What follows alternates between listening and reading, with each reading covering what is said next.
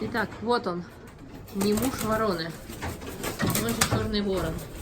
На самом деле он у нас больше, но они все любят прятаться вот в будку.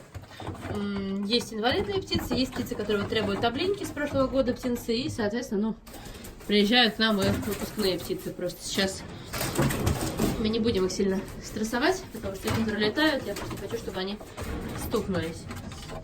Давайте вот эти снимаем, ребят, которые... Тут два взрослых инвалида и две молодых птицы спрятались в один момент. Успокойтесь. Один у нас вышел. Ну давай, иди сюда, молодой птиц, без пера. Это с прошлого года у нас таких несколько птичек есть. Выходи. Потому что перо молодое ломкое, и когда люди подбирают, зачастую вообще тяжело сохранить оперение. Особенно в квартирных условиях. Часто не сразу к нам обращаются, и получается вот такая вот история, которая требуется клиника для того, чтобы в дальнейшем нормально полететь. Ну, будем надеяться, что полетит. Сейчас мы его к весне подобщипаем лишнее, чтобы он долинял, то что там не будет линять. Как будет разлениваться и как будет выпускаться. В вольере минимум 3 птицы выпускных 100% этой весной. С остальными будем смотреть, и 2 инвалида. Но я еще раз говорю, выпускные вот за мной прыгают, просто они нервничают, и я не хочу их преследовать с камерой, чтобы они тоже не оббили себе оперение. Вот. Черный ворон, ну, я не знаю, понятно, это по видео будет непонятно, он крупнее вороны раза, наверное, в 3, если не больше. То есть перепутать его на самом деле, ну, в руках, даже вот такого вот куцехвостого с грачом там или с кем-то еще практически невозможно. Но у нас на самом деле они, да, такие стрёмно средние, потому что это инвалиды, не выпускные совершенно. У нас их довольно много. Поэтому мы больше не берем инвалидных ворон, к сожалению, мы не имеем такой возможности. То есть мы сейчас берем только птиц, которые идут на выпуск. Почему мы, в принципе, брали и, ну, птица интересная, на самом деле, птица сообразительная. Все вот эти вот мифы про помоечников, ну, да, но, блин, там столько мозга, что, ну, невозможно не оказывать помощь таким прекрасным и башковитым товарищам. Но, к сожалению, ввиду их большой численности, а самое главное, долгого срока жизни, потому что вот, к нам часто обращаются, да, мы нашли ворону, значит, там инвалидную, без крыла, заберите. Мы не можем взять. А куда его можно сдать? Никуда. Потому что живут такие птицы при хорошем раскладе, ну, лет 15. И представьте себе место, куда ежедневно там хотя бы по 2 вороны будет попадать, которые будут столько времени жить. Это, конечно, несерьезно. То есть это если вы хотите помочь вороне, либо вы сами ей занимаетесь, либо вы пристраиваете ее в частные руки. Это синантропный вид. Вроде как они в список запрещенных попасть не должны, поэтому я думаю, что с новым законом тоже никаких проблем не будет. Ну, как в принципе видно, я думаю, что по размеру ворона ни разу не жена черного ворона. Вот. Хотя, на самом деле, даже взрослые люди так считают. У меня была одна прекрасный звонок от такой дамы, очень приятный по голосу, и она, значит, рассказывала про ворона. Я говорю, слушайте, а ворон или ворона? Я ей туда не заглядывала, сказали мне. Вот, поэтому, ну да, до сих пор бытует такое мнение. Нет, на самом деле 2 разных вида, и ворона серая есть и мальчики, и девочки, и ворон черный, соответственно, тоже и мальчики, и девочки. Кля. При хорошем уходе в вольере птицы живут, я еще раз говорю, довольно долго. Ну, есть, конечно, у нас какие-то дефективные по перу, но это ввиду того, что птицы, да, как и с орланами, там есть ограниченная подвижность, и, соответственно, не все части тела они себя могут чистить спокойно, и поэтому у нас есть какие-то проблемы по перу. Плюс это уже весна, довольно старое перо сейчас у птиц, но в целом они не так плохо выглядят, как мы видим. Нет, на самом деле даже довольно пристойно выглядит, то есть их старался только не целый. Вполне приятно. Наши вороны не ручные, это второй момент, почему мы не берем в приют на пристройство. Потому что в коллективе, даже если она у вас сидела и была более-менее ручной, в коллективе она быстро дичает.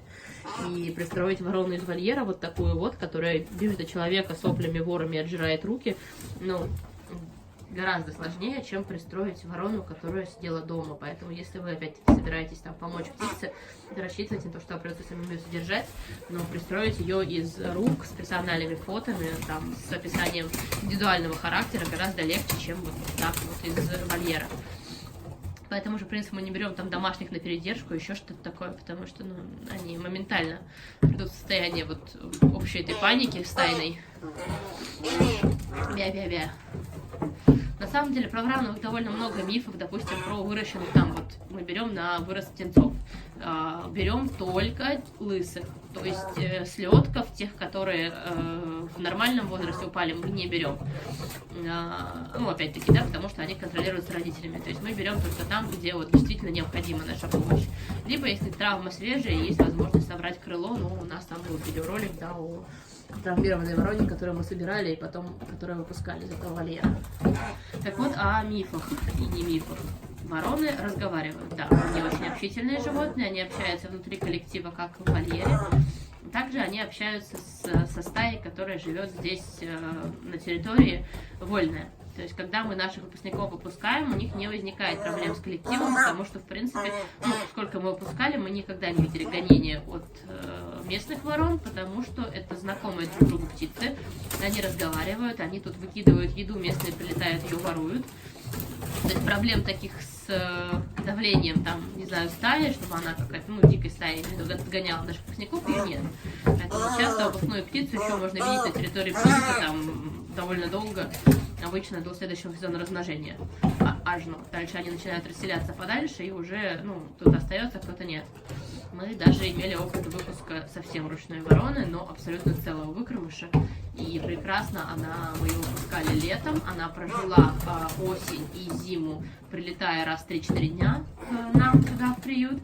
И весной она прилетала с партнером, и вот где-то в марте партнер там сильно истерил, и она ушла. Но это довольно долго, то есть птица прожила всю зиму, при этом не постоянно у нас питаясь, а улетая и возвращаясь только периодически как бы на потусоваться и поесть. Вот. Так что если вы хотите помочь вороне, готовьтесь, но на самом деле не бойтесь, потому что птицы прекрасные, птицы не страшные, не заразные, потому что иммунитет у вороны гораздо сильнее, чем у любой другой птички, ввиду того, что, ну, они падальщики, в общем, много, да, у любого падальщика, естественно, он более устойчив к заболеваниям, потому что он ест все, что плохо лежит, и просто чем-то болеет. Да, вот эти вот доски заколочены, это потому что они там продолбили окно в Европу. На самом деле, они уже трижды его продалбливали, я не знаю, почему именно в этом месте им нравится, ну вот, да, вот так вот они делают, и получается там окно. Через него никто не уходит, то есть одержцы они разошлись, но потом вернулись все в вольер, потому что они здесь живут, они не выпускные, они уже все знают прекрасно, где им надо находиться. Хотя они не любят людей, не хотят с нами общаться, то место проживания с вами не знают очень хорошо. Да?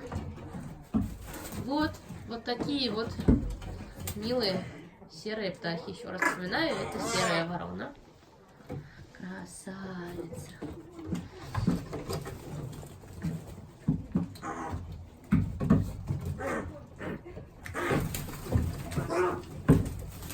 По питанию самое разнообразное питание у этих питомцев, то есть это и вот там шаурма, морковка, фрукты, овощи и прочее, это 30% мясной составляющей, редко мы даем рыбу иногда, а так это мясо, это мы сейчас убрали, но тут даем бараньи головы, чтобы не точили клювы, потому что кости тоже важны для вороны, это и куриные головы, и крысы они, конечно, немножко получают, то есть, ну, жирновато ворону кормить крысами, дороговато, но необходимо, поэтому там частично мы даем, а малышам мы вообще довольно много даем мышей и крыс.